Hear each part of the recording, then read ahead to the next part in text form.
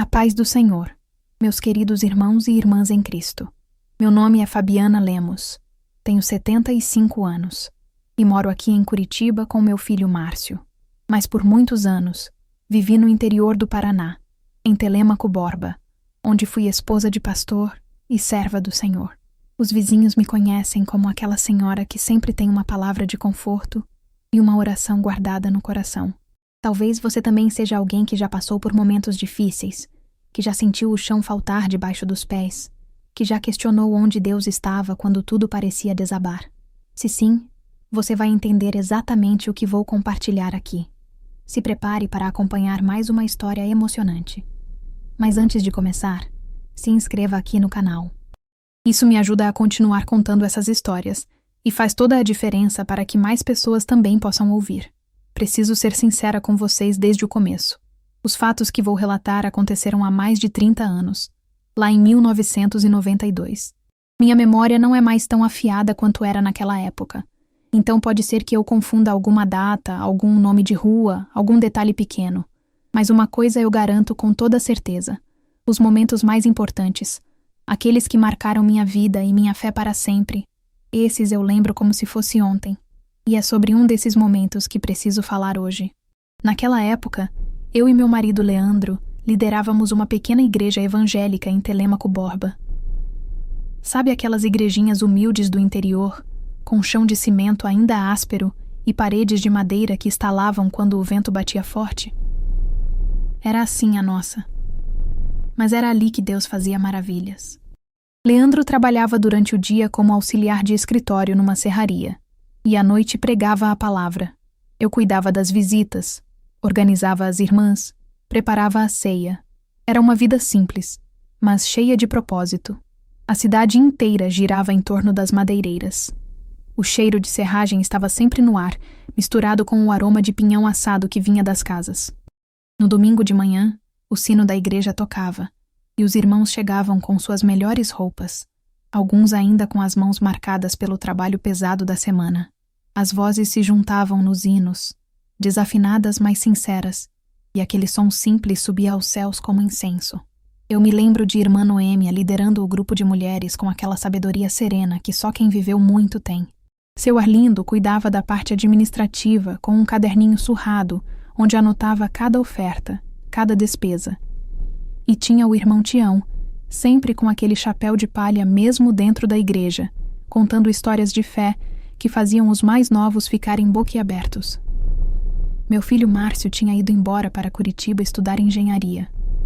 Ele ligava pouco, visitava menos ainda. Aquilo doía no meu peito, mas eu não falava muito sobre isso. Apenas orava todas as noites, pedindo que Deus guardasse meu menino. Naquela época, a igreja estava crescendo devagar, mas com raízes fundas. Cada novo membro era uma vitória celebrada. E foi assim que Roberto Muniz apareceu na nossa vida.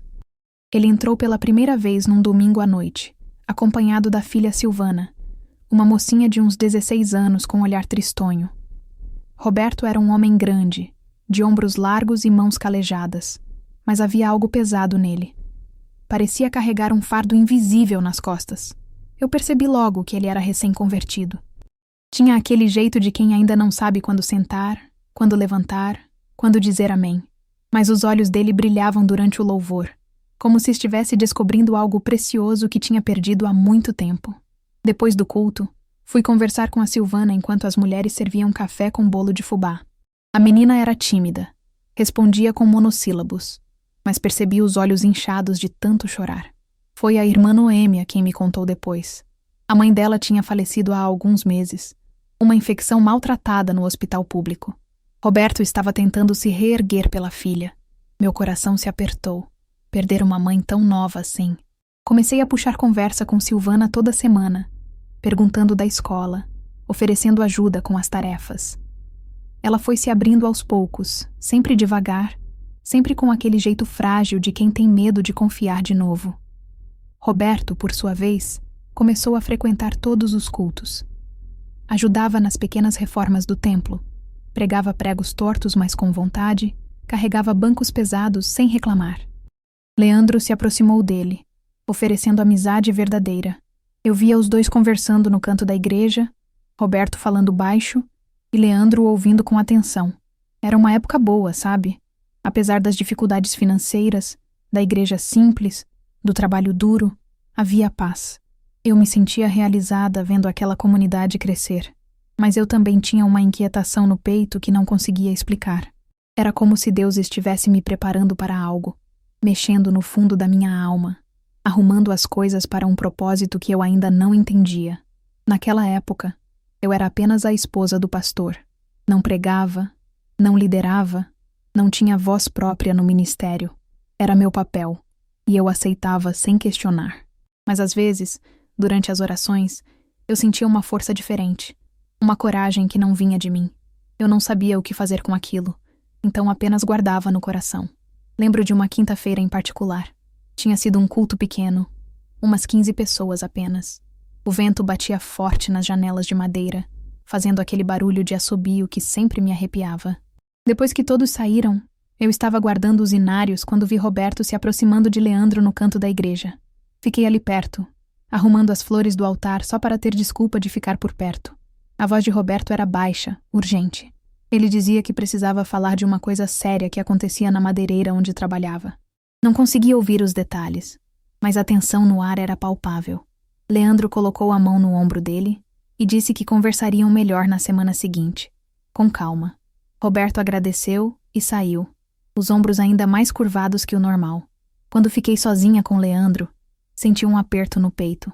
Não conseguia nomear aquele sentimento. Mas era como se uma sombra tivesse entrado na igreja junto com aquela conversa. Segurei a mão do meu marido e disse que deveríamos orar. Ele concordou, e ali mesmo, no altar vazio, pedimos sabedoria a Deus para o que quer que estivesse por vir. Se eu soubesse o que viria depois, talvez tivesse orado com mais fervor ainda, ou talvez não. Porque às vezes Deus nos guarda da ansiedade de saber o futuro para que possamos viver o presente com fé. Na quinta-feira seguinte, Roberto voltou. Chegou antes do culto começar, com o rosto cansado de quem não tinha dormido direito. Leandro o levou para a salinha dos fundos, aquele cantinho apertado onde guardávamos as cadeiras quebradas e os inários velhos.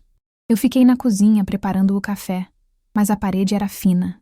Dava para ouvir o tom das vozes, mesmo sem entender todas as palavras. Roberto falava baixo no começo, mas a voz foi crescendo conforme contava. Ouvi palavras soltas, jornadas exaustivas, comida estragada, alojamentos precários, salários atrasados. Ele falava de colegas dormindo em beliches sem colchão, de acidentes escondidos, de gente trabalhando doente porque não podia faltar. A voz de Leandro ficou mais alta quando respondeu. Disse que não podia ficar de braços cruzados diante da injustiça, que Deus se importava com o sofrimento dos trabalhadores, que precisávamos fazer alguma coisa. Meu estômago se revirou. Conhecia aquele tom no meu marido. Era o tom de quem já tinha tomado uma decisão antes mesmo de pensar direito nas consequências. Quando Roberto saiu e o culto acabou, esperei até ficarmos sozinhos. Leandro estava guardando as Bíblias, assoviando baixinho um hino. Respirei fundo e disse que precisávamos conversar sobre o que ele estava pensando em fazer. Ele parou e me olhou. Respondi que tinha ouvido parte da conversa, que entendia a indignação dele, mas que precisávamos buscar sabedoria antes de agir. Falei que não conhecíamos todos os lados da história, que Dário Fontes era um homem poderoso na cidade, que mexer com ele traria consequências. Leandro me interrompeu, a voz mais dura do que eu estava acostumada. Disse que Deus estava acima de qualquer homem poderoso, que não podíamos ter medo de fazer o certo. Insisti. Disse que prudência não era medo, era sabedoria. Pedi que ele pensasse em Roberto, em nós, na igreja. Mas quanto mais eu falava, mais ele se fechava. Pela primeira vez em todos os anos de casamento, discutimos de verdade. Ele me acusou de ter medo. Eu retruquei que ele tinha mais coração que discernimento. As palavras saíram mais duras do que eu pretendia, e vi a mágoa nos olhos dele. Dormimos naquela noite cada um para o seu lado da cama, o silêncio pesado entre nós como um muro. Alguns dias depois, pastor Ezequiel nos visitou. Era um homem alto, de barba grisalha, com aquela sabedoria que vem de ter pastoreado por décadas. Leandro contou sobre a situação e pediu conselho. Pastor Ezequiel ficou em silêncio por um tempo, olhando pela janela. Depois disse algo que nunca esqueci. Disse que havia batalhas que Deus nos chamava para lutar, e havia armadilhas que o inimigo preparava disfarçadas de justiça, que nem todo impulso de fazer o bem vinha de sabedoria divina, que Leandro deveria orar mais antes de agir. Senti um alívio imenso. Pensei que aquelas palavras de um homem mais velho, mais experiente, fariam Leandro reconsiderar. Mas quando o pastor Ezequiel foi embora, vi nos olhos do meu marido que a decisão já estava tomada. Na semana seguinte, Leandro anunciou que iria conversar com Dário Fontes pessoalmente. Pedi para ir junto, mas ele recusou. Disse que não era assunto para a mulher.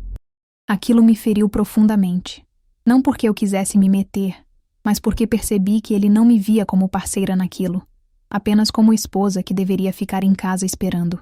Leandro foi sozinho até o escritório da madeireira. Voltou 2 horas depois, o rosto vermelho, as mãos tremendo. Sentou na cozinha e ficou olhando para o nada. Perguntei o que tinha acontecido. Ele demorou para responder. Quando falou, a voz saiu embargada. Contou que Dário o tinha recebido com frieza, ouvido as queixas em silêncio, e depois respondido com desdém. Tinha dito que pastor devia cuidar de alma, não de empresa, que Leandro não entendia nada de negócios, que estava sendo manipulado por funcionário preguiçoso. Vi a humilhação estampada no rosto do meu marido. Aquilo tinha mexido com ele de um jeito profundo, ferido o orgulho dele, arranhado a dignidade. E foi aí que ele falou a frase que mudaria tudo. Disse que ia fazer uma denúncia formal ao Ministério Público, que se Dário não tinha consciência, a lei teria que ter. Tentei dissuadi-lo mais uma vez. Segurei as mãos dele, pedi que esperasse, que orasse mais, que conversasse com o pastor Ezequiel de novo. Mas Leandro estava decidido. A humilhação tinha virado combustível para a determinação. Disse a ele, e nunca vou esquecer as palavras que saíram da minha boca. Se você fizer isso, que Deus proteja Roberto das consequências. Leandro me olhou com aquela certeza obstinada e respondeu que Deus protegeria quem fizesse o certo. Naquela noite, depois que ele dormiu, fiquei sozinha na cozinha. A casa estava em silêncio. Apenas o barulho do relógio na parede marcando os segundos. Ajoelhei ali mesmo, no chão frio, e orei com as mãos tremendo. Pedi que Deus desse sabedoria ao meu marido. Pedi que protegesse Roberto e Silvana. Pedi que guardasse nossa igreja. Mas principalmente, pedi forças para mim, porque sentia no fundo da alma que algo terrível estava para começar, e eu não sabia se seria forte o suficiente para enfrentar. Quando levantei do chão, os joelhos doendo, olhei pela janela da cozinha. A rua estava escura. Apenas um poste de luz fraco iluminando a calçada. E ali, naquela escuridão, senti pela primeira vez que Deus estava me preparando não apenas para suportar o que viria, mas para agir de um jeito que eu ainda não conseguia imaginar. A denúncia correu pela cidade como fogo em palha seca. Em menos de uma semana, todo mundo em Telêmaco Borba estava comentando. O pastor evangélico tinha denunciado Dário Fontes ao Ministério Público por trabalho análogo à escravidão. Uns achavam corajoso, a maioria achava loucura. Dário não demorou para descobrir que tudo tinha começado com as queixas de Roberto. A demissão veio rápida, por justa causa, com acusações falsas de embriaguez no trabalho. Roberto nem teve chance de se defender. Mas não parou por aí. Dário usou toda a influência que tinha para espalhar pela cidade que Roberto era dedo duro, traidor, que tinha botado o pastor para cima de patrão. Em poucos dias, nenhuma outra madeireira quis contratar o coitado. As portas se fecharam uma atrás da outra. Eu via o desespero crescendo em Roberto toda semana. Ele ainda aparecia nos cultos, mas o olhar estava diferente, mais duro, mais apagado. Silvana chorava escondida no banheiro da igreja, e quando eu tentava conversar, ela só balançava a cabeça e dizia que estava tudo bem. Não estava, e eu sabia disso. Decidi que não ia ficar parada vendo aquela família desmoronar. Preparei uma cesta com arroz, feijão, macarrão, algumas frutas e fui até a casa deles. Era uma casinha simples na periferia, com portão de ferro enferrujado e quintal de terra batida. Bati na porta. Roberto abriu, o rosto fechado, a barba por fazer. Quando viu a cesta na minha mão, o olhar dele endureceu ainda mais. Disse que não precisava de piedade de crente. Respondi que não era piedade, era irmandade, que éramos família em Cristo E família não abandona família. Ele bateu a porta na minha cara. Voltei no dia seguinte. E no outro. E no outro. Às vezes Roberto nem abria. Às vezes era Silvana quem abria. Pegava a comida em silêncio, os olhos vermelhos de tanto chorar, e fechava a porta sem dizer nada. Mas eu continuei voltando. Na quarta visita, Roberto explodiu. Abriu a porta com força e gritou que eu e Leandro tinham destruído a vida dele. Que ele tinha perdido tudo por confiar em Pastor. Que a gente tinha feito aquilo de propósito, para se sentir importante, para aparecer. As palavras doeram. Mas em vez de recuar, dei um passo à frente. Disse que ele podia me odiar, podia gritar, podia xingar. Mas que eu não ia abandoná-lo como todo mundo tinha feito. Que Jesus não abandona, e eu também não. Roberto empurrou a porta com força e trancou por dentro. Ouvi ele gritando lá de dentro, socando alguma coisa, a voz embargada de raiva e desespero. Fiquei parada ali no quintal, respirando fundo, as lágrimas descendo pelo meu rosto. Mas não saí. Deixei a cesta na soleira da porta e só fui embora quando ouvi os passos dele se afastando. Enquanto isso, na igreja, a situação estava ficando insustentável. Vários membros pararam de aparecer, dizendo que o pastor tinha trazido confusão para dentro da obra. As ofertas caíram pela metade. Dona Odete, aquela irmã que sempre teve língua afiada, liderava um grupo que criticava Leandro abertamente. Dizia que ele tinha agido por impulso, não por Deus. Que tinha colocado a vaidade antes da sabedoria. Que agora a igreja inteira estava pagando o preço. Irmã Noêmia e seu Arlindo tentavam manter a paz, acalmando os ânimos, pedindo que todos orassem em vez de julgar. Mas a divisão estava clara. Metade da congregação apoiava Leandro. A outra metade queria que ele pedisse desculpas publicamente. Leandro continuava firme em público, pregando sobre justiça e fé, citando os profetas que enfrentaram reis. Mas eu via o que acontecia quando chegávamos em casa. Ele sentava na beira da cama e chorava em silêncio, o rosto entre as mãos, questionando se tinha feito a coisa certa. Pela primeira vez em todos os anos de casamento, fui eu quem precisou ser a rocha. Sentei ao lado dele, segurei o rosto do meu marido entre as mãos e disse a verdade.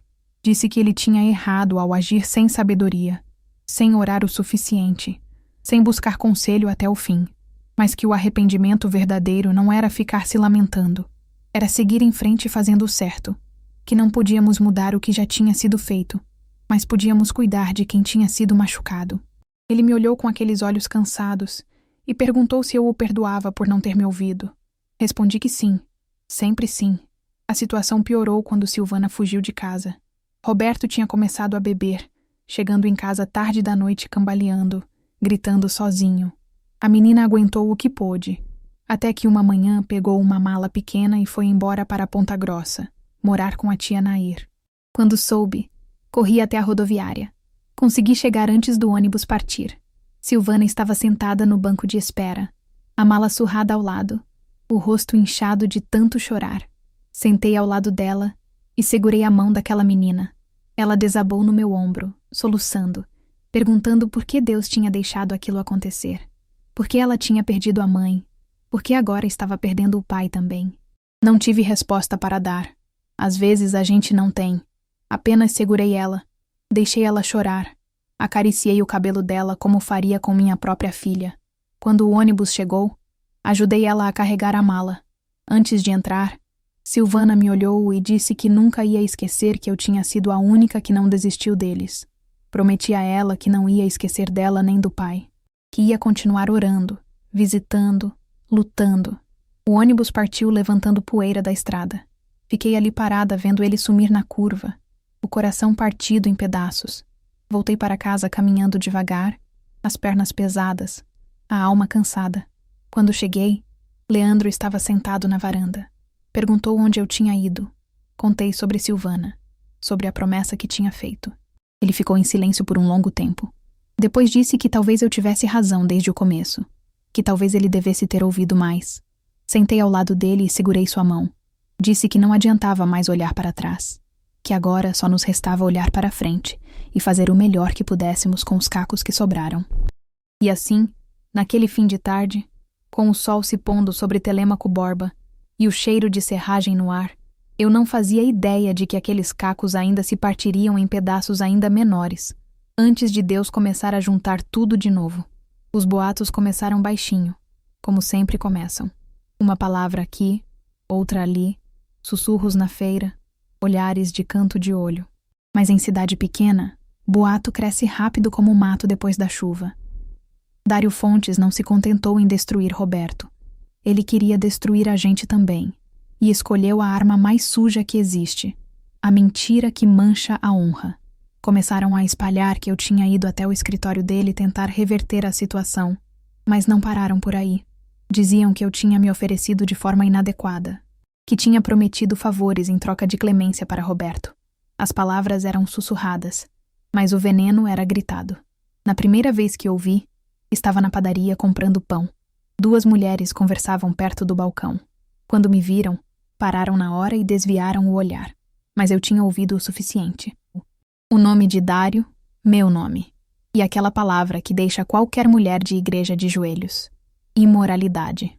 Paguei o pão com as mãos tremendo e saí dali sem olhar para trás. Cheguei em casa e tranquei a porta. Sentei no chão da cozinha e chorei até não ter mais lágrimas. A vergonha queimava como brasa no peito.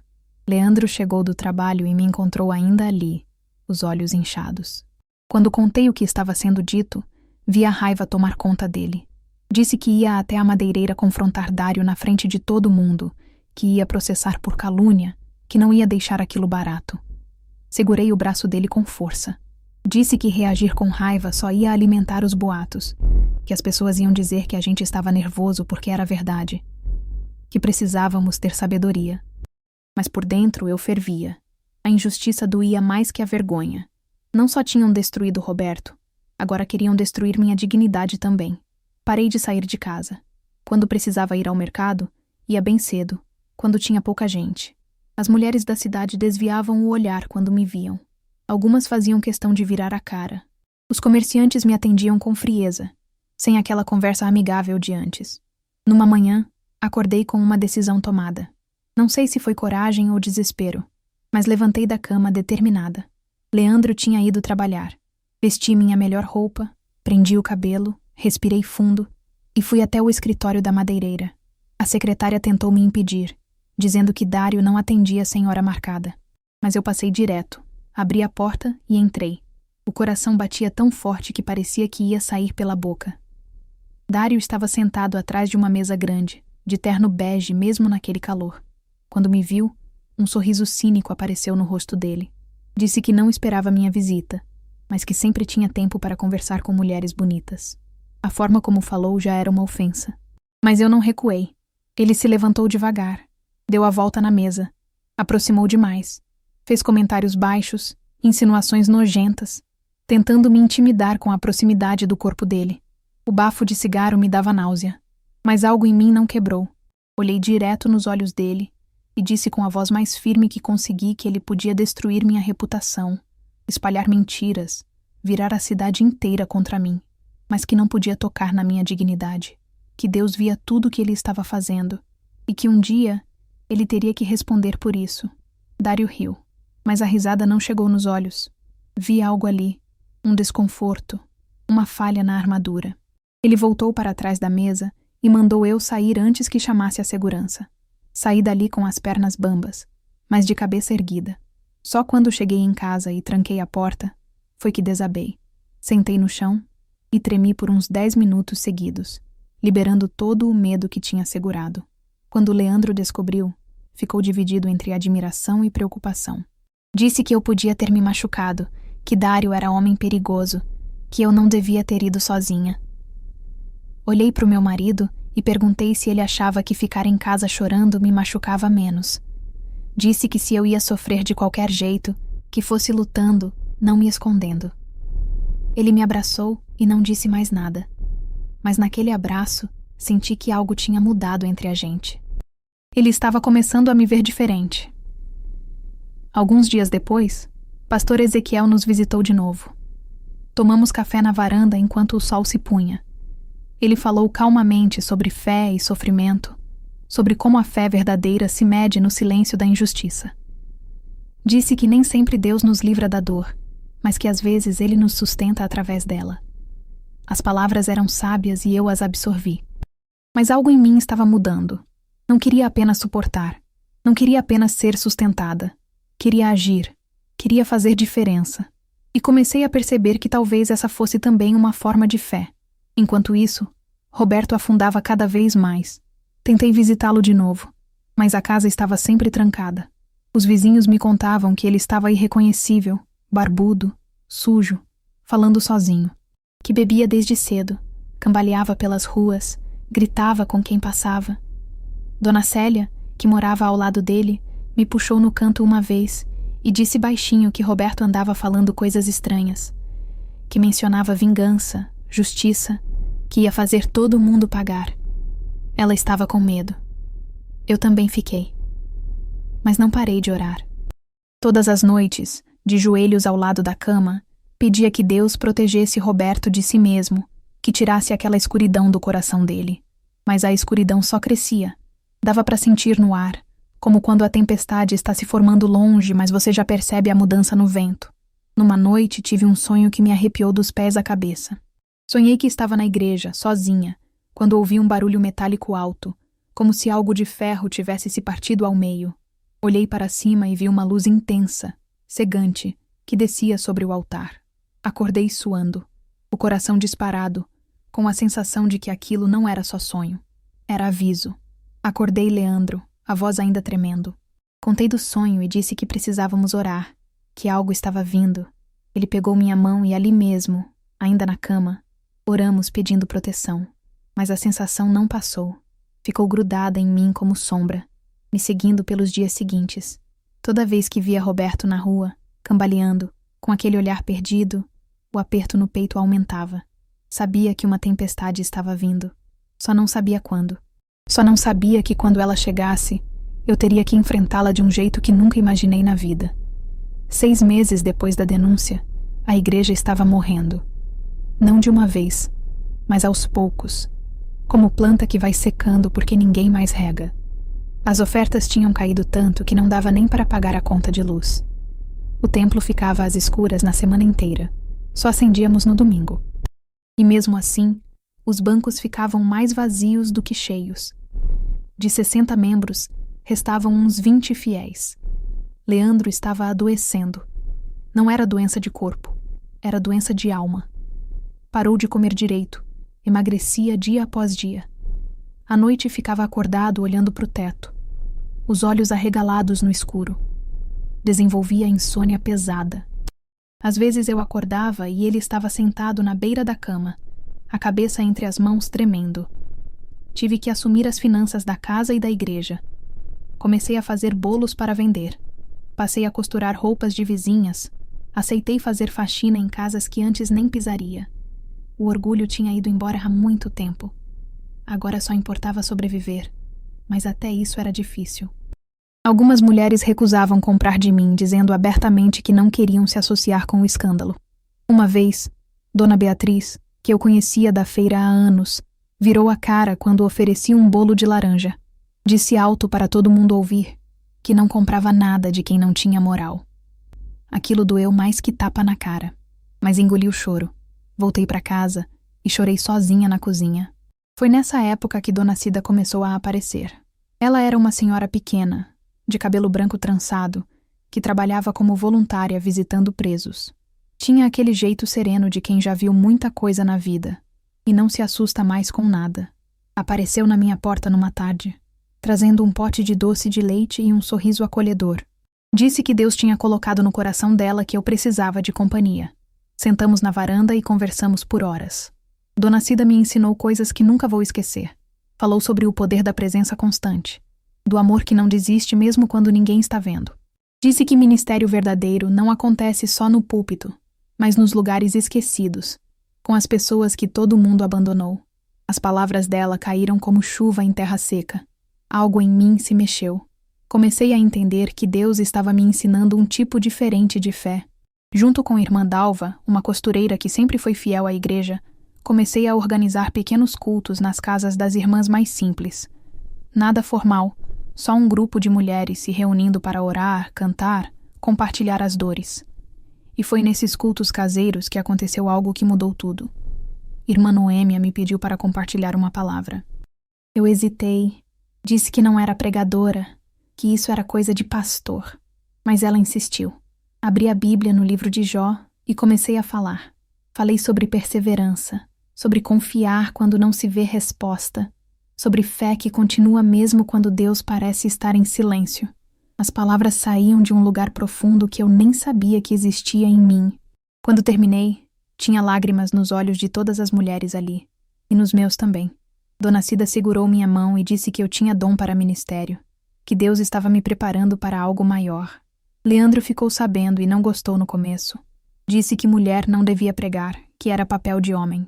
Mas irmã Noêmia o confrontou com mansidão, perguntando se ele achava que Deus tinha limitações de gênero. Leandro ficou sem resposta.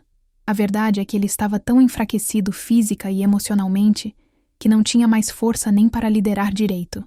Numa noite, me confessou chorando que não sabia se tinha forças para continuar. Segurei o rosto dele entre as mãos e disse que então eu teria força por nós dois, que não ia deixar a obra morrer, não ia deixar ele desistir. Percebi naquele momento que os papéis tinham se invertido completamente. Agora era eu quem sustentava meu marido, não o contrário. Enquanto isso, Roberto se tornava uma sombra assustadora na cidade. Várias pessoas me pararam na rua para avisar que ele andava falando coisas perigosas, que murmurava ameaças, que ia fazer justiça com as próprias mãos. Seu Arlindo veio em casa sugerir que cancelássemos os cultos por segurança, mas olhei nos olhos dele e disse com firmeza que não ia deixar o medo governar a casa de Deus, que se tínhamos que ter medo de alguém, era só de Deus, não de homem algum. Uma noite fui sozinha até a igreja. Precisava ficar a sós com Deus. Acendi uma vela no altar, ajoelhei ali no chão frio de cimento e comecei a orar. Mas as palavras foram se transformando em choro, e o choro em desabafo. Perguntei a Deus onde ele estava. Por que tinha permitido que tudo desmoronasse? Por que o céu tinha se calado justo quando mais precisávamos ouvir sua voz? Esperei uma resposta. Um sinal. Uma palavra. Qualquer coisa. Mas só havia silêncio. O silêncio mais pesado que já senti na vida. Saí daquela igreja com o coração mais pesado ainda. Sentia que Deus estava distante. Que talvez tivéssemos errado tanto que ele tinha desistido da gente. Alguns dias depois, Leandro anunciou que ia ter culto de oração na quinta-feira seguinte. Senti um aperto no peito na hora. Pedi para ele cancelar. Disse que sentia que algo ruim ia acontecer, que era melhor esperar. Mas ele estava decidido. Disse que se cancelássemos agora, o medo teria vencido. Que precisávamos mostrar que a fé era mais forte que qualquer ameaça. Tentei argumentar de novo, mas ele não me ouviu, e eu tive que aceitar. A manhã daquela quinta-feira amanheceu pesada. Acordei com o mesmo pressentimento do sonho, só que mais forte. Minhas mãos tremiam enquanto preparava as coisas para o culto. Arrumei os inários, limpei os bancos, acendi as velas. Quando o céu começou a escurecer, veio a chuva, forte, violenta, o tipo de chuva que parece que o céu está chorando. O vento batia nas janelas da igreja com uma força que fazia os vidros tremerem. Fiquei parada na porta olhando a tempestade, e uma certeza tomou conta de mim. Aquela noite ia mudar tudo. Para o bem ou para o mal, nada seria mais o mesmo depois daquele culto. Fechei os olhos e murmurei uma última oração antes das pessoas começarem a chegar. Deus, protege-nos. Por favor, protege-nos. A chuva não parou. Caía forte no telhado de zinco, fazendo aquele barulho ensurdecedor que tornava difícil até pensar direito. O vento frio entrava pelos vãos das janelas velhas, fazendo as chamas das velas dançarem. Eram quase 8 da noite, e tinham chegado apenas 10 pessoas para o culto de oração. Seu Arlindo estava lá, fiel como sempre. Irmão Tião com seu chapéu de palha. Irmã Dalva e irmã Noêmia sentadas juntas. Dona Odete no fundo, de cara fechada, mais alguns membros que eu mal conhecia. Leandro estava no púlpito, mas não parecia ele mesmo. Tinha emagrecido tanto que a roupa pendurava no corpo. Os olhos estavam fundos, o rosto pálido. Quando começou a orar, a voz saiu fraca, quase inaudível por causa do barulho da chuva. Eu estava no banco da frente, ajoelhada, as mãos unidas tão forte que os dedos doíam. Orava em silêncio, mas o peso no peito era insuportável. Parecia que algo invisível estava pressionando o ar, tornando difícil respirar. De repente, ouvi um barulho diferente. A porta da igreja se abriu com violência. Uma rajada de vento frio entrou trazendo água da chuva. Todas as velas apagaram de uma vez. Por um segundo, ficamos no escuro completo. Quando a luz voltou, parcialmente iluminada pelo poste da rua que entrava pela janela, vi uma figura parada na soleira da porta. Roberto Muniz. Estava encharcado, o cabelo grudado na testa, a roupa pingando água no chão. Mas não foi isso que me congelou. Foi o olhar dele, vazio, febril, como se não houvesse mais ninguém lá dentro, só raiva e desespero. E nas mãos dele tinha uma faca, velha, com cabo de madeira rachado, a lâmina torta, mas era real, e era uma ameaça. As pessoas congelaram nos bancos. Seu Arlindo começou a se levantar, mas Roberto gritou, a voz rouca distorcida pela bebida e pela dor. Ninguém se mexe. Ele começou a andar pelo corredor, os passos pesados, a água escorrendo dele formando um rastro no chão. Falava de forma desconexa, cortada, as palavras saindo entre dentes cerrados. Dizia que Leandro tinha destruído a vida dele, que tinha tirado tudo, o emprego, a dignidade, a filha, que agora ele não tinha mais nada, era nada, menos que nada. Dizia que tinha vindo fazer justiça porque Deus não tinha feito, que se Deus existisse mesmo não ia deixar um homem perder tudo por tentar fazer o certo. A voz dele era uma mistura horrível de dor, raiva e loucura. Dava para ver que ele não estava no controle. Alguma coisa tinha quebrado dentro dele, e agora tudo estava vazando. Olhei para Leandro no púlpito. Ele estava paralisado, branco como papel, os olhos arregalados de medo puro, as mãos agarradas na beirada do púlpito, os nós dos dedos brancos de tanta força. Vi o medo dele. E naquele segundo, algo em mim se rompeu. Não pensei. Apenas agi. Me levantei e corri. Coloquei meu corpo entre Roberto e meu marido. Segurava minha Bíblia contra o peito como se fosse um escudo. Roberto parou. Por um segundo nossos olhos se encontraram. Reconheci ali, por baixo de toda aquela raiva, o homem que tinha entrado na nossa igreja procurando recomeço. O pai que tinha trazido a filha de mãos dadas. O homem que Deus amava mesmo quando ele não conseguia mais se amar. Minha voz saiu trêmula, mas firme. Roberto, por favor, não faça isso. Ele gritou, a voz rachada de desespero. Saia da frente, respondi olhando direto nos olhos dele. Não, vi a luta dentro dele. A humanidade brigando contra a loucura.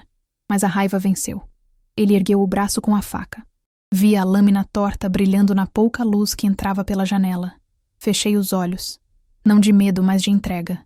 Se aquele era meu fim, que fosse protegendo quem eu amava. O braço dele desceu rápido. Senti o impacto. Ouvi um som que nunca vou esquecer. O metal batendo contra algo duro e se partindo com um estalo seco, agudo, que ecoou pelo templo inteiro como um trovão. Abri os olhos devagar. A lâmina tinha se partido ao bater na Bíblia. Metade dela tinha caído no chão de cimento, fazendo um tinido metálico que ainda ressoava no silêncio absoluto que se instalou. Roberto olhava para o cabo quebrado na mão dele, incrédulo. Eu olhava para a Bíblia no meu peito ilesa, apenas com uma marca branca onde o metal tinha batido. Minhas pernas fraquejaram e caí de joelhos. Roberto largou o cabo, cambaleou para trás, as pernas cedendo, e desabou no chão. E então, começou a chorar. Não era choro comum. Era aquele tipo de choro que vem do fundo da alma, feio, desesperado, de quem finalmente entendeu o tamanho do que quase fez. Ele repetia entre soluços que rasgavam o peito. O que eu fiz? Meu Deus, o que eu quase fiz? Irmão Tião murmurou, a voz trêmula de assombro. Foi Deus. Foi um milagre. Dona Odete estava branca como cera, a boca aberta, em choque completo. Irmã Dalva chorava. Irmã Noêmia tinha as mãos sobre o rosto.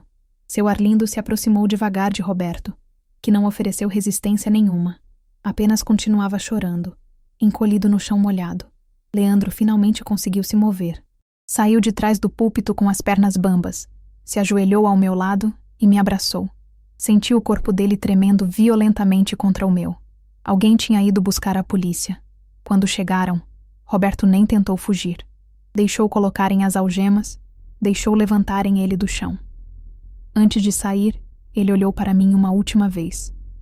Os olhos dele não tinham mais raiva, só vergonha e arrependimento. Desculpa, desculpa. Apenas acenei com a cabeça. Não conseguia falar. Ainda estava processando o que tinha acontecido.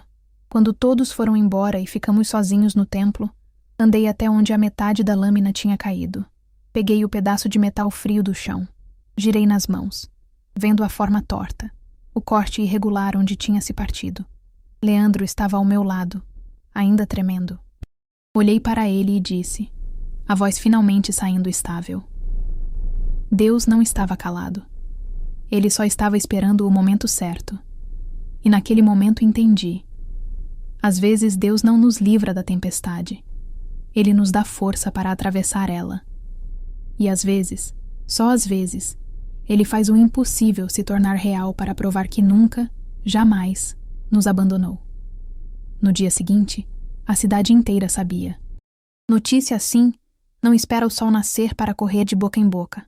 Antes das 7 da manhã, já tinha gente batendo na porta da igreja querendo ver o local, querendo detalhes, querendo entender o que tinha acontecido. Paulo Nogueira, um rapaz que trabalhava com comunicação local, apareceu logo cedo com um caderninho na mão, fazendo perguntas, anotando tudo. Visitou moradores, coletou versões, transformou o caso numa sensação que tomou conta de Telêmaco Borba. A cidade se dividiu rapidamente. Tinha gente dizendo que foi milagre autêntico, obra divina, que Deus tinha partido aquela lâmina com sua mão. Outros diziam que foi coincidência, que a faca era velha e enferrujada, que qualquer impacto teria quebrado. Alguns até insinuavam que era tudo armado, que a gente tinha inventado aquilo para chamar atenção. Irmão Tião não ajudava muito. Ele contava para todo mundo que tinha visto uma luz cercar minha figura no momento do ataque, que era luz sobrenatural, brilhante, impossível de ser coisa deste mundo. A versão dele se espalhou rápido e foi crescendo, ganhando detalhes que eu não me lembrava de ter visto. Mas Dona Odete, que sempre foi a mais cética do grupo, confirmou que tinha visto algo inexplicável.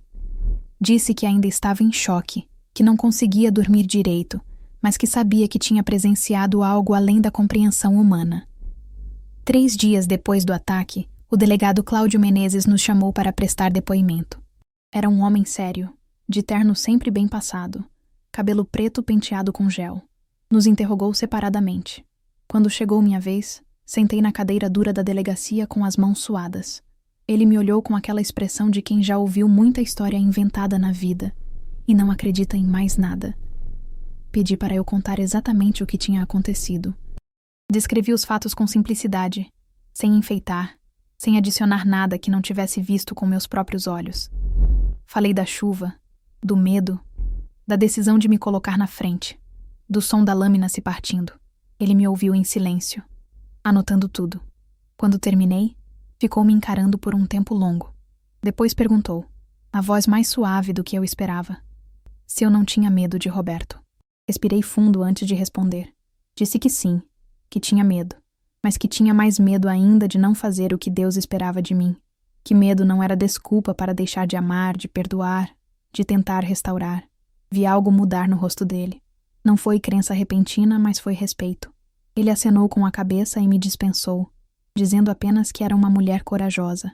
Quando voltamos para casa, Leandro estava diferente, quieto demais. Percebi que algo o atormentava. Insisti até que ele finalmente soltou o que estava preso no peito. Disse que tinha falhado, que tinha congelado de medo enquanto eu agia, que eu tinha sido mais corajosa que ele tinha se sentido pequeno, inútil, um pastor que não conseguiu proteger nem a própria esposa. A voz dele saiu embargada, cheia de vergonha. Vi lágrimas nos olhos do meu marido pela primeira vez em muito tempo. Segurei o rosto dele entre as mãos e olhei bem fundo nos olhos dele. Disse que ele não tinha falhado, que apenas tínhamos descoberto que Deus me usava de formas que nem eu mesma imaginava, que não era sobre ser forte ou fraco, era sobre ser instrumento nas mãos de Deus do jeito que ele precisava naquele momento. Leandro me abraçou forte, e naquele abraço, senti que algo fundamental tinha mudado entre nós. Pela primeira vez em todos os anos de casamento, ele estava me vendo não apenas como esposa do pastor, mas como serva de Deus com chamado próprio. Alguns dias depois, para minha surpresa, Leandro anunciou que queria visitar Roberto na prisão. Disse que não podia deixar aquele homem apodrecer no ódio, que precisava tentar restaurar o que tinha sido quebrado. Imediatamente falei que ia junto. Ele hesitou. Disse que era perigoso, que Roberto ainda podia estar violento. Mas olhei firme para ele e declarei que se Deus tinha me usado para protegê-lo daquela lâmina, era porque ele queria que eu estivesse nessa batalha até o fim. Leandro não discutiu, apenas concordou. A penitenciária ficava em Ponta Grossa, a 1 hora de viagem por estrada de chão. O prédio era cinza, cercado por muros altos, com torres de vigia. O cheiro de mofo e desinfetante bateu forte quando entramos. Foi ali que conhecemos Lívia, uma moça jovem de cabelo preto preso em rabo de cavalo, que trabalhava como enfermeira dos detentos. Quando o guarda explicou quem éramos, ela me olhou com uma curiosidade misturada com incredulidade. Perguntou se éramos realmente o casal do pastor, se eu era a mulher que tinha ficado na frente da faca. Confirmei. Ela balançou a cabeça sem entender. Nos levaram até uma sala pequena com mesa de metal e cadeiras duras. Esperamos alguns minutos até Roberto entrar, acompanhado de um guarda. Ele usava uniforme bege, estava mais magro, com barba crescida e olhos fundos. Quando nos viu, congelou. Depois virou o rosto para a parede, recusando-se a olhar para nós. Ficou ali parado, rígido, como estátua de pedra. Sentamos nas cadeiras e ficamos em silêncio. Não forçamos conversa. Não pregamos sermão. Apenas ficamos ali, presentes, mostrando que não tínhamos desistido dele. Depois de 5 minutos que pareceram uma eternidade, o guarda avisou que o tempo tinha acabado. Levantamos para sair. Antes de passar pela porta, olhei para Roberto e disse apenas uma coisa. Voltaremos. Ele não respondeu, mas vi os ombros dele estremecerem levemente. No corredor, Lívia nos alcançou. Estava visivelmente perturbada. Perguntou por que estávamos ali, por que eu estava visitando o homem que tinha tentado me matar. Parei e olhei nos olhos daquela moça. Respondi que estava ali porque tinha visto Jesus fazer o mesmo por quem o crucificou. Que perdão verdadeiro não era palavra bonita, era ação concreta mesmo quando dói. Lívia ficou sem resposta. Apenas nos observou sair, o rosto cheio de perguntas que ela ainda não sabia como fazer. De volta à igreja, encontramos a congregação dividida mais do que nunca. Alguns queriam celebrar o milagre, fazer cultos especiais, contar para todo mundo. Outros tinham medo e achavam que deveríamos nos afastar de Roberto para sempre, que ele era perigoso demais. Dona Odete liderou a oposição. Disse alto para todo mundo ouvir que quem tentava matar pastor nunca se arrependia de verdade, que visitar Roberto era se colocar em perigo de novo, era tentar Deus. Não consegui ficar calada. Levantei e enfrentei o grupo. Perguntei quem éramos nós para julgar quem Deus podia ou não transformar. Se não acreditávamos no poder do arrependimento, então não acreditávamos em nada do que pregávamos. A tensão na igreja ficou palpável. Dona Odete saiu irritada. Alguns membros a seguiram. Outros ficaram, mas com olhares de dúvida. Naquela noite, sozinha em casa enquanto Leandro dormia, peguei a metade da lâmina quebrada que tinha guardado. Girei o metal frio nas mãos, olhando a forma irregular onde tinha se partido. Guardei numa caixa de madeira, junto com a Bíblia que tinha segurado naquela noite. Sabia, no fundo do coração, que aquilo um dia seria testemunho de algo muito maior do que todos nós imaginávamos.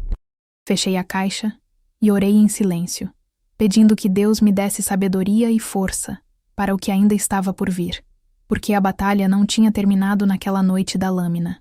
Na verdade, ela estava apenas começando. As semanas seguintes estabeleceram uma rotina que muitos achavam loucura. Toda quinta-feira de manhã, eu e Dona Cida pegávamos o ônibus para Ponta Grossa e íamos visitar Roberto na penitenciária.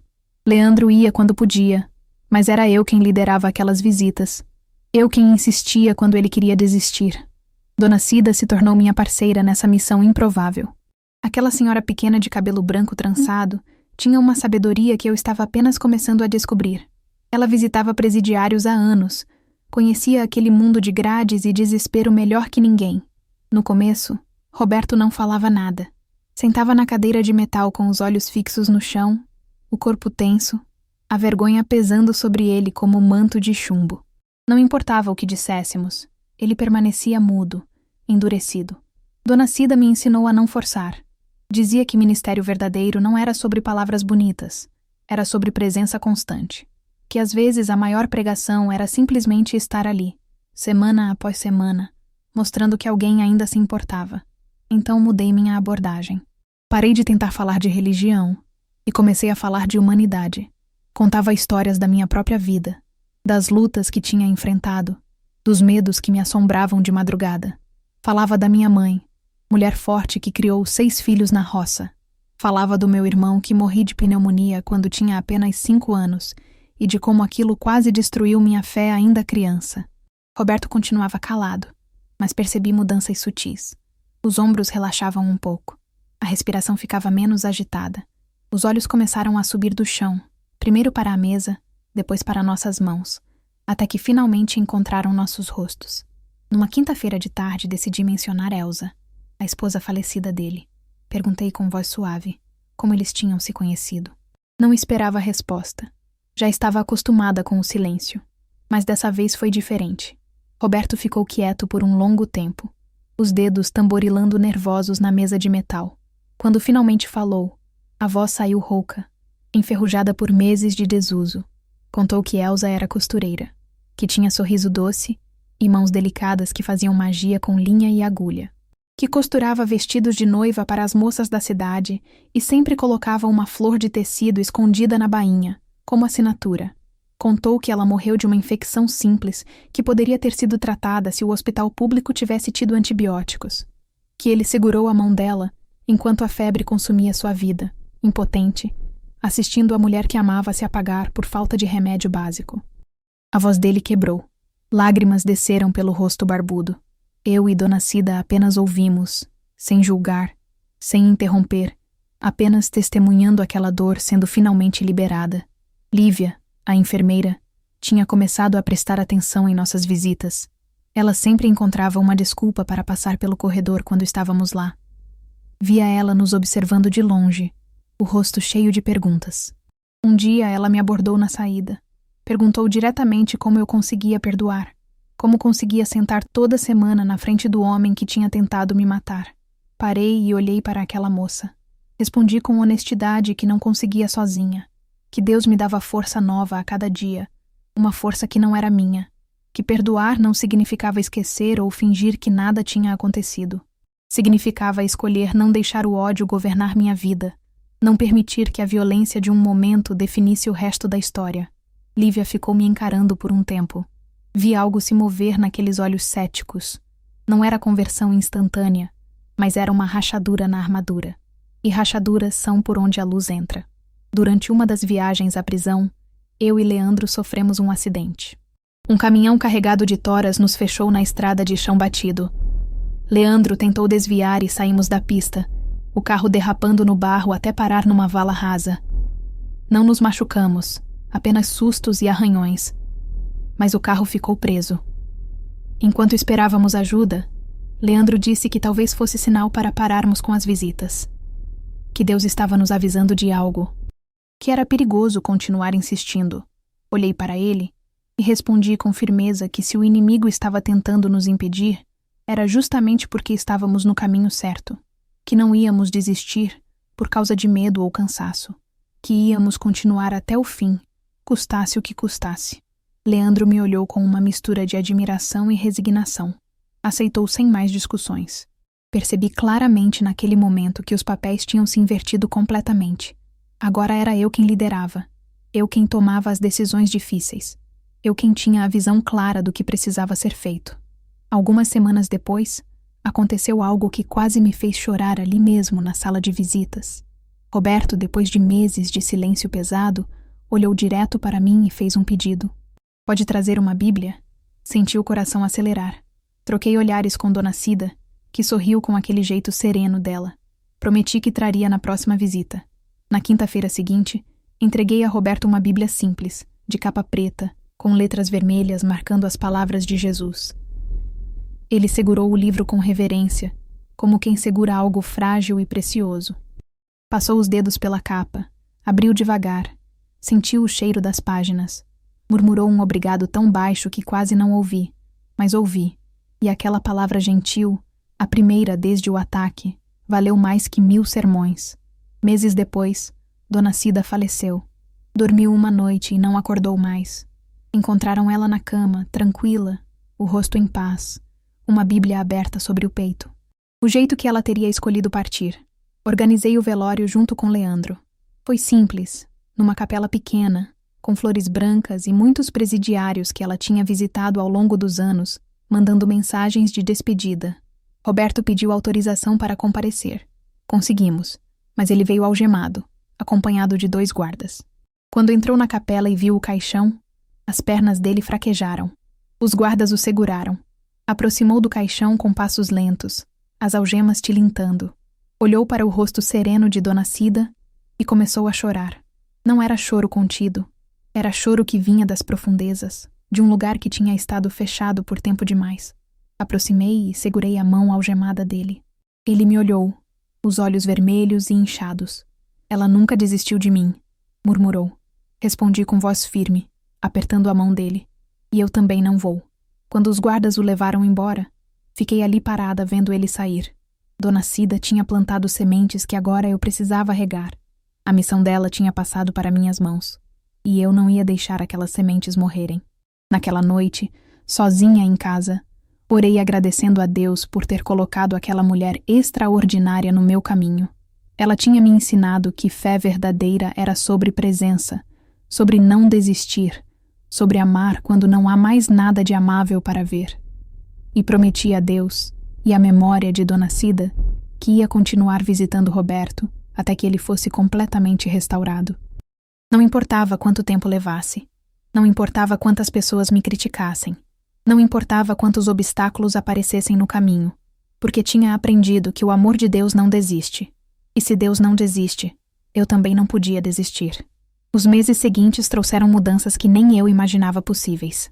Roberto começou a ler a Bíblia todos os dias. Lívia me contava, surpresa, que ele tinha mudado completamente. Participava dos estudos bíblicos que um capelão oferecia aos presos. Ajudava outros detentos que não sabiam ler. Não se envolvia em confusões. Mantinha a cela limpa. Até começou a sorrir de vez em quando. Eu sentia uma gratidão profunda, mas sabia que a verdadeira prova ainda estava por vir. Transformação. Dentro da prisão era uma coisa. Transformação no mundo real era outra completamente diferente. Numa quinta-feira de tarde, Roberto finalmente falou abertamente. Depois de meses de conversas curtas e hesitantes, algo se rompeu dentro dele. Começou a chorar ali mesmo na sala de visitas, as lágrimas descendo pelo rosto sem controle.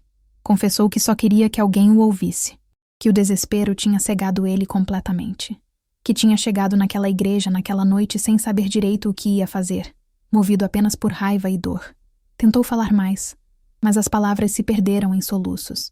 Segurei as mãos dele através da grade fria. Disse que ele não tinha feito o irreparável, que Deus tinha impedido, que agora Deus estava restaurando ele, pedaço por pedaço, dia após dia. Roberto perguntou, a voz quebrada, como conseguíamos perdoar, como era possível amar alguém que tinha feito o que ele fez. Leandro respondeu antes de mim. Disse que perdoávamos porque fomos perdoados primeiro, que conhecíamos nossos próprios pecados, nossas próprias quedas, nossas próprias falhas, que não éramos melhores que ele, apenas tínhamos recebido misericórdia antes. Lívia assistia à cena de longe, encostada na parede do corredor. Quando saímos, ela nos seguiu até o portão da prisão. Estava visivelmente emocionada, os olhos brilhando com lágrimas contidas.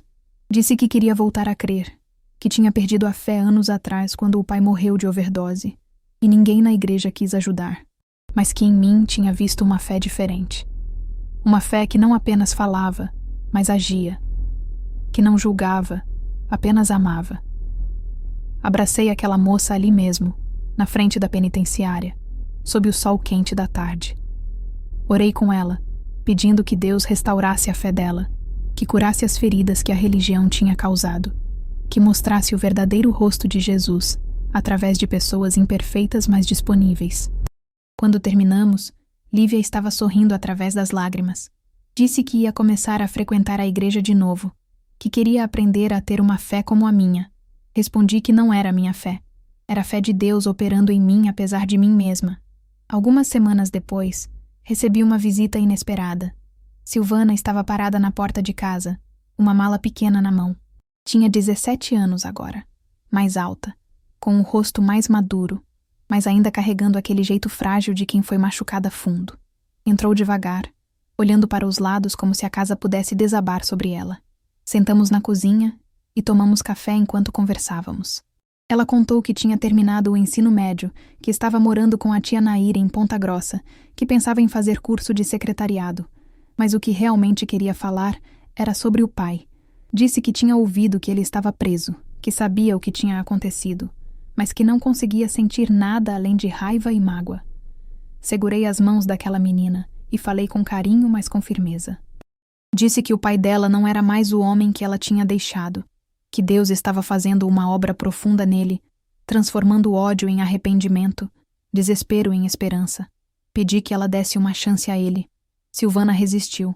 Disse que não sabia se conseguia, que doía demais, que tinha passado meses chorando sozinha na casa da tia sem entender por que Deus permitia tanto sofrimento.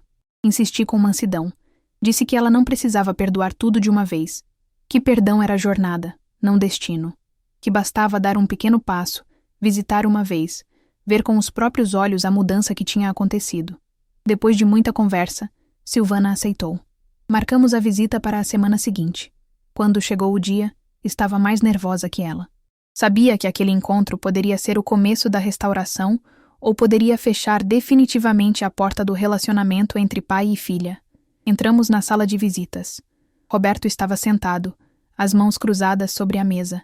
Quando viu Silvana entrar, congelou. O rosto dele perdeu toda a cor. Começou a tremer. Silvana parou na porta, hesitante. Olhei para ela e acenei encorajando. Ela deu um passo. Depois outro, até sentar na cadeira na frente do pai. O silêncio era denso, pesado, cheio de tudo que não tinha sido dito durante todos aqueles meses. Roberto tentou falar, mas nenhum som saiu. Tentou de novo. Quando finalmente conseguiu, eram apenas 2 palavras repetidas várias vezes. Perdoa, filha. Perdoa. Silvana começou a chorar. Roberto também. Eu segurei a mão da menina, deixando ela sentir que não estava sozinha naquele momento impossível. Antes de sair, Silvana olhou para o pai e murmurou algo quase inaudível. Eu vou tentar, pai. Não era perdão completo.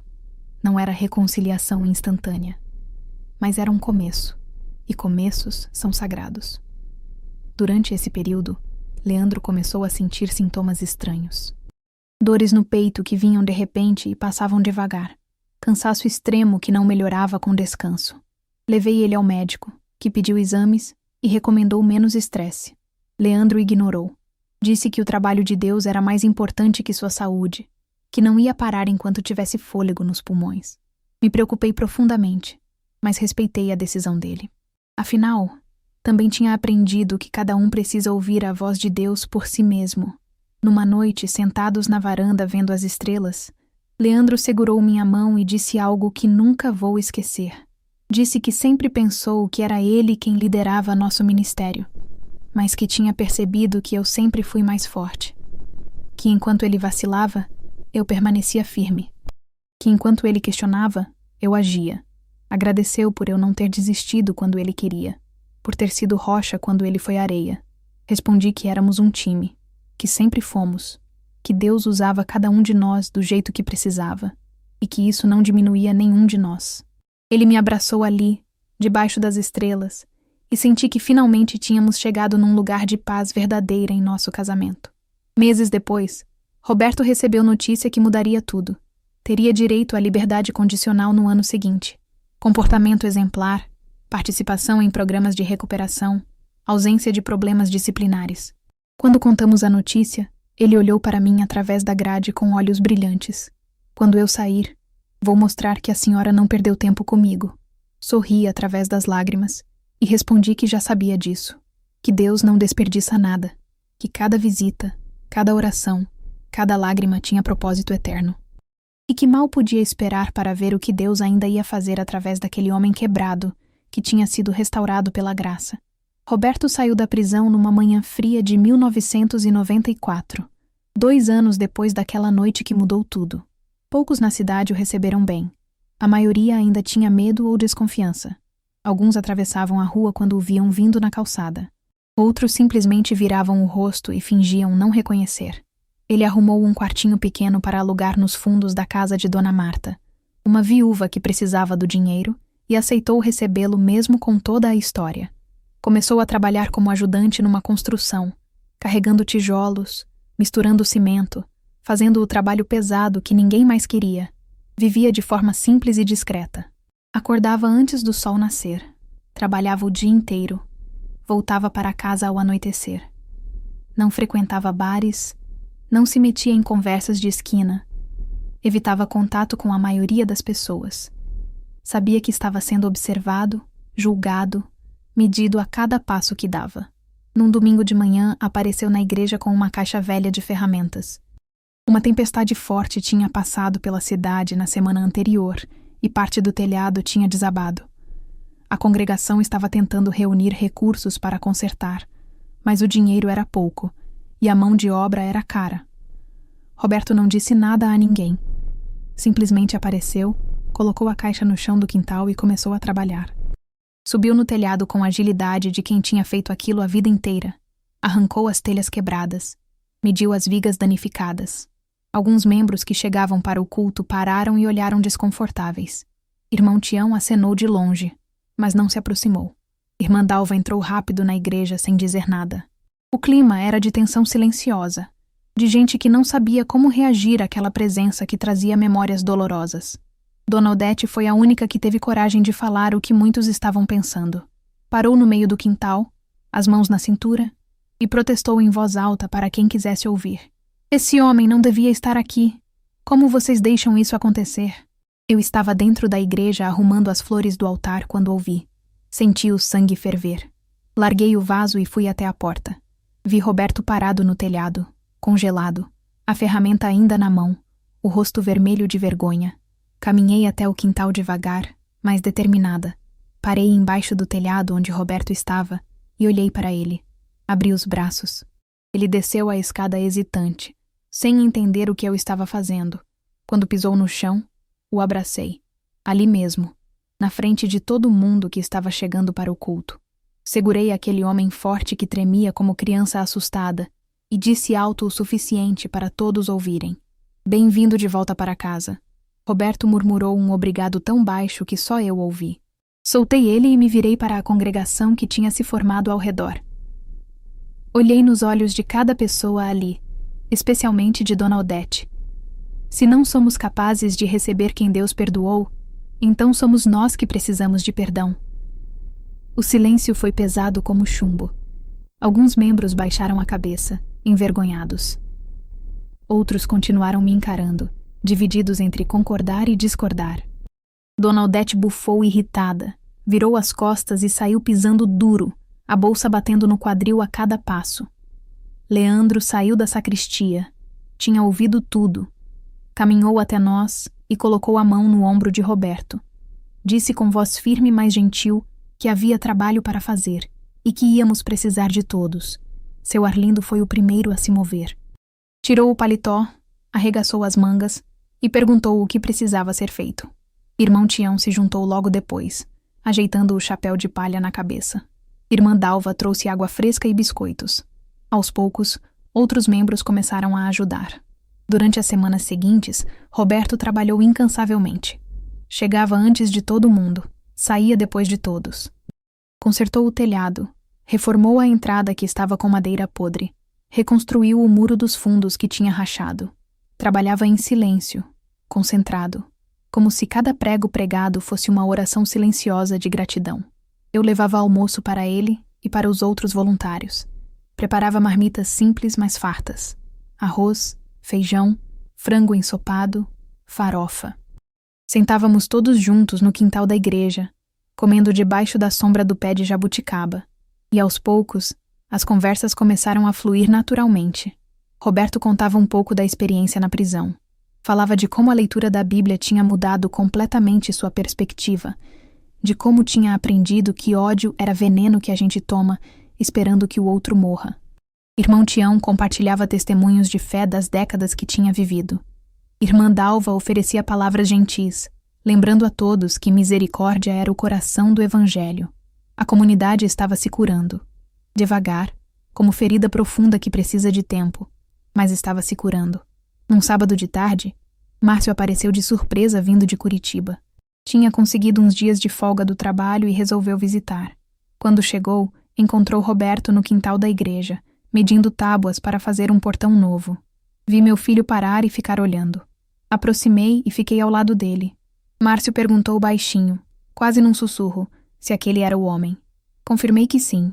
Ele ficou em silêncio por um longo tempo, processando, observando Roberto trabalhar com atenção meticulosa. Antes de voltar para Curitiba no domingo à tarde, Márcio me abraçou forte e disse algo que me surpreendeu. Disse que ainda achava que tínhamos corrido riscos desnecessários, que não conseguia entender completamente as escolhas que fizemos, mas que admirava a coragem. Que poucos teriam feito o que fizemos. Não era perdão completo, não era aceitação total da fé, mas era um pequeno passo, e pequenos passos importam. Quando o trabalho de reforma terminou, a igreja estava transformada, não apenas fisicamente, mas espiritualmente também. Havia algo diferente no ar, uma sensação de renovação, de recomeço, de que algo morto tinha voltado à vida. No domingo da reinauguração, o templo estava cheio. Gente que não aparecia há meses voltou. Até Dona Odete estava lá, sentada no fundo, o rosto ainda sério, mas presente. Leandro pregou sobre restauração. Usou a metáfora do templo reconstruído, falando de como Deus não apenas conserta o que está quebrado, mas faz algo novo e mais bonito surgir das ruínas. Falou de Neemias reconstruindo os muros de Jerusalém, com o povo trabalhando junto. Falou de como cada pedra colocada era ato de fé. Roberto estava no fundo da igreja, discreto, quase escondido atrás de uma coluna. Mas eu via ele. Via as lágrimas descendo pelo rosto barbudo enquanto Leandro pregava. No final do culto, Leandro fez algo inesperado. Chamou Roberto para a frente. A igreja inteira ficou em silêncio. Roberto hesitou, olhou para mim. Acenei encorajando. Ele caminhou pelo corredor devagar, cada passo pesado de significado. Leandro pediu que ele orasse pela igreja, pelas pessoas, pelo novo tempo que estava começando. Roberto ficou ali parado por um momento, tremendo, as mãos unidas à frente do corpo. Quando começou a falar, a voz saiu embargada. Senhor, obrigado por não ter desistido de mim quando eu merecia ser abandonado. Obrigado pelas mãos que me ergueram quando caí. Que este lugar seja sempre refúgio para os que precisam de misericórdia, assim como eu precisei. Amém. A oração foi curta, simples, mas tinha um peso de verdade que sermão nenhum conseguiria ter. Muitos choravam abertamente. Irmão Tião limpava os olhos com um lenço grande. Irmã Dalva soluçava baixinho. Até Dona Odete, lá no fundo, limpou discretamente uma lágrima que insistia em descer. Depois do culto, enquanto todos comiam bolo e tomavam café no quintal, Roberto se aproximou de mim. Tinha algo na mão. Era um molho de chaves. As chaves do portão principal que ele mesmo tinha construído. Estendeu para mim e disse que eu merecia aquelas chaves. Que nunca tinha desistido dele quando nem Deus parecia estar olhando. Que aquela chave era minha por direito. Aceitei as chaves, emocionada, mas respondi que não tinha sido só eu. Que foi Deus usando mãos e pés humanos. Que foi comunidade inteira, cada um do seu jeito, ajudando a reconstruir o que tinha sido destruído. Roberto sorriu. Pela primeira vez em anos, um sorriso genuíno, pequeno, mas real, que iluminou o rosto cansado dele. Naquela noite em casa, Leandro me abraçou e disse que eu tinha feito o que ele não conseguiu, que tinha trazido Roberto de volta quando todo mundo, inclusive ele mesmo, tinha duvidado que fosse possível. Respondi que tínhamos feito juntos, que era time, sempre foi, mas que tinha aprendido algo importante naquele processo todo. Aprendi que às vezes Deus precisa que alguém seja a ponte, não apenas a voz, que às vezes o sermão mais poderoso é o abraço dado quando ninguém mais quer chegar perto. Guardei as chaves numa caixa especial, junto com a metade da lâmina quebrada que tinha guardado há 2 anos. 2 pedaços de metal que contavam uma história de destruição, transformada em restauração. E naquela noite, antes de dormir, agradeci a Deus por ter me usado. Por ter pegado uma mulher comum, assustada, cheia de dúvidas, e ter feito dela instrumento de milagre invisível, mas tão real quanto aquela lâmina partida. Os anos passaram com uma paz que a gente só reconhece quando já viveu muita tempestade. A igreja cresceu modestamente, uns 50 membros fiéis que se conheciam pelo nome e cuidavam uns dos outros. Roberto se tornou parte do grupo, discreto, mas presente, sempre disposto a ajudar quando alguém precisava. Silvana terminou o magistério e começou a dar aula numa escola municipal. Reconciliou-se com o pai aos poucos, numa jornada lenta de perdão e reconstrução. Márcio continuou em Curitiba, visitando ocasionalmente, mantendo distância respeitosa da fé, mas com menos hostilidade que antes. Foram anos bons, sabe? Daqueles que a gente agradece a Deus pela quietude, pela rotina abençoada, pelo milagre de acordar todo dia e ter o suficiente. Mas em 2010, as coisas começaram a mudar. Leandro começou a sentir dores no peito que vinham de repente e demoravam para passar. Cansaço extremo que não melhorava nem quando dormia 10 horas seguidas. Levei ele ao médico, que fez vários exames e diagnosticou insuficiência cardíaca. O coração dele estava cansado, trabalhando demais a tempo demais. O médico recomendou reduzir drasticamente as atividades, evitar estresse, descansar mais. Leandro tentou continuar pregando, mas não conseguia mais. Pastor Ezequiel, que já tinha se aposentado, mas morava perto, assumiu temporariamente. Mesmo assim, Leandro insistia em estar presente em todos os cultos, sentado na primeira fila, fraco, mas firme. Eu cuidava dele com toda a dedicação que tinha, preparava refeições leves, controlava os remédios, acompanhava em todas as consultas. Os papéis tinham se invertido completamente. Agora era ele quem dependia de mim, física e emocionalmente. Quando ele se desanimava, dizendo que gostaria de ter feito mais, eu segurava o rosto dele entre as mãos e lembrava das vidas transformadas, especialmente Roberto. Falava que ele tinha plantado sementes que continuariam crescendo muito depois dele partir. Roberto visitava Leandro regularmente.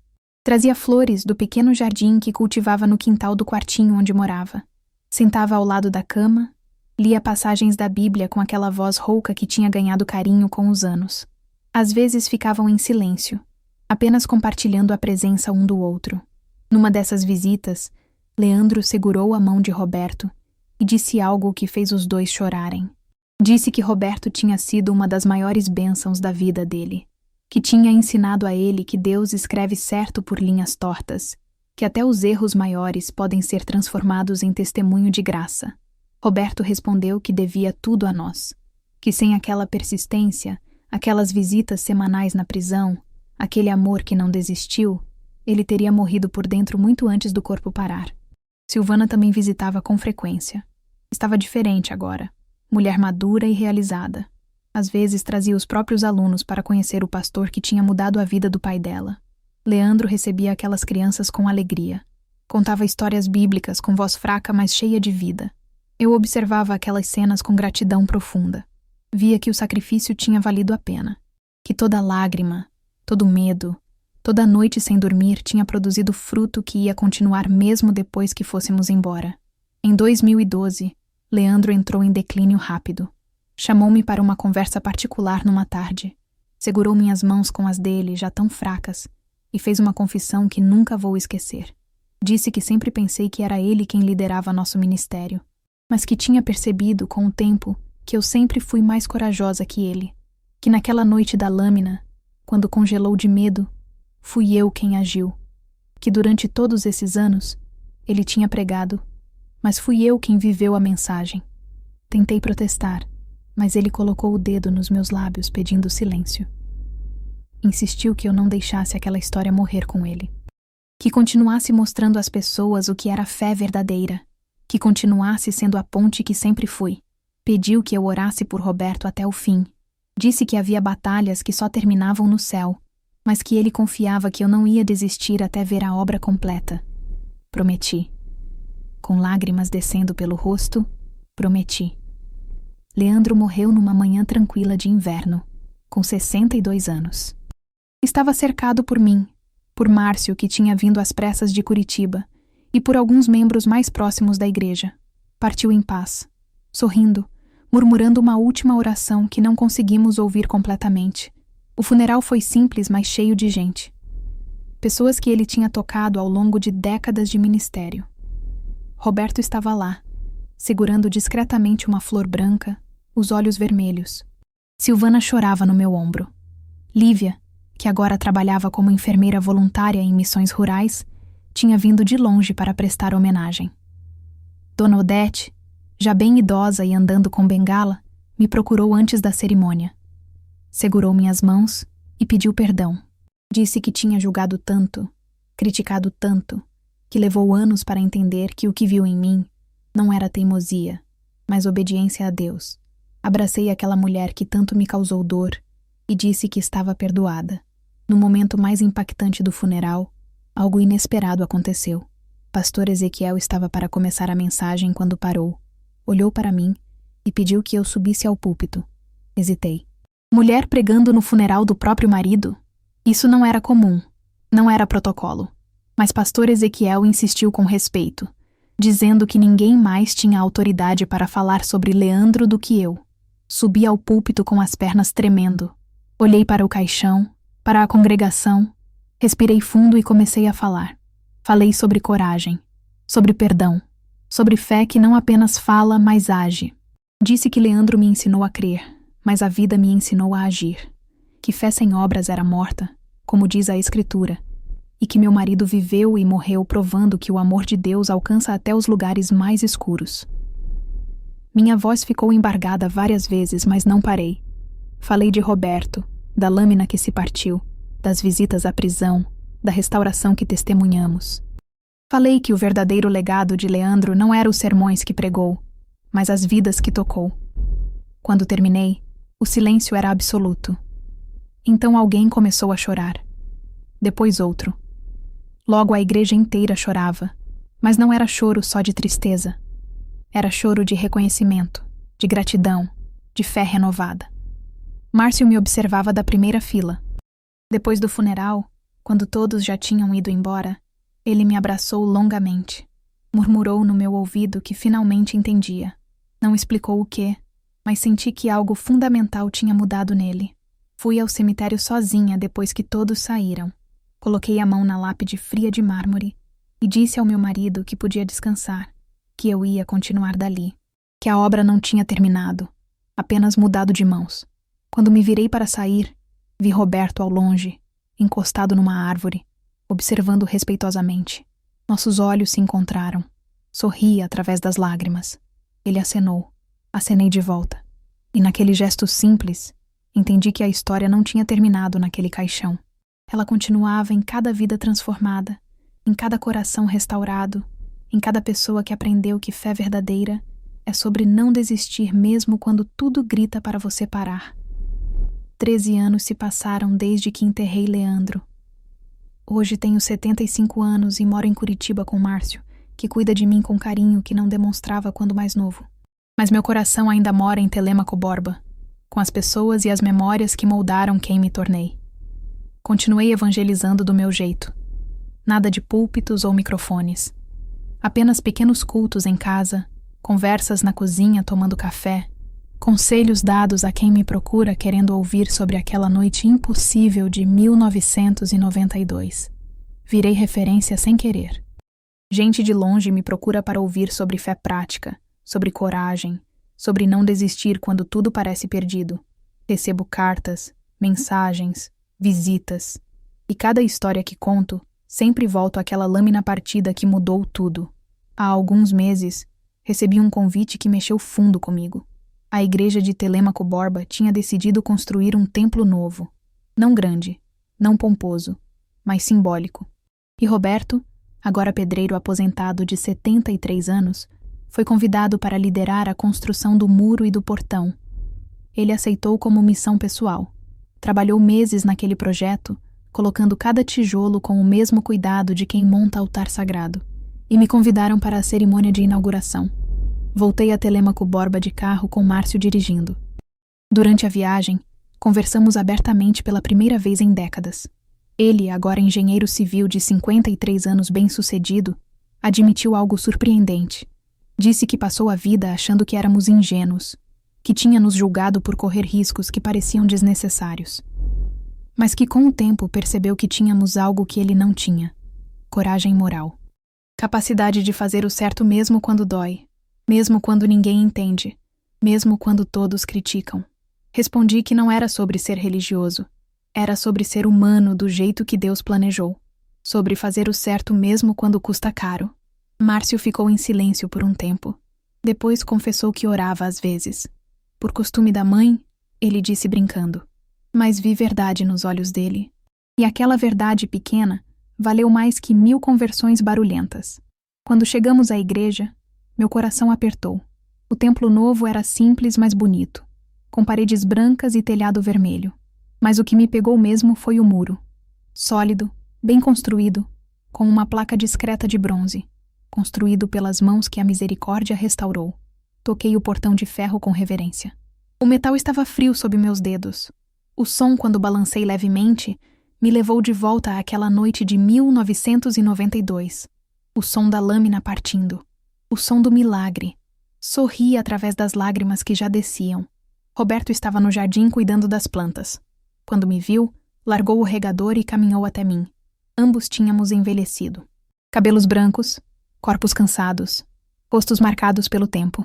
Mas o respeito mútuo permanecia intacto. Irmã Fabiana, seja bem-vinda, ele disse com aquela voz rouca. Respondi que ele tinha feito um trabalho lindo. Roberto baixou os olhos, humilde, e disse que devia aquilo. A Deus, ao pastor Leandro, e principalmente a mim. A cerimônia começou com o templo cheio. Gente que eu não via há anos estava ali. O novo pastor, um rapaz jovem e entusiasmado, conduzia tudo com alegria contagiante. Mas quando chegou a hora de cortar a fita simbólica, ele me chamou para a frente. Hesitei, mas Márcio me empurrou gentilmente. Quando me aproximei, Roberto surgiu do meio da multidão. Nas mãos, um molho de chaves. As chaves do portão principal que ele mesmo tinha forjado. Estendeu para mim com as mãos tremendo levemente. Disse que aquelas chaves eram minhas por direito. Que nunca tinha desistido dele quando nem Deus parecia estar olhando. Que cada tijolo daquele muro era gratidão solidificada. Aceitei as chaves. O peso do metal me lembrando da jornada inteira. A cena estava carregada de simbolismo que nem precisava ser explicado. A mesma mulher que tinha recebido as chaves da restauração anos atrás, agora abria oficialmente o novo capítulo da igreja. Pastor Ezequiel, agora com 78 anos e aposentado, pediu a palavra. Falou brevemente, a voz ainda firme apesar da idade. Disse que eu era uma das mulheres mais corajosas que tinha conhecido, que tinha ensinado a todos que fé verdadeira se manifesta em ação, não apenas em palavras. Lívia estava ali também.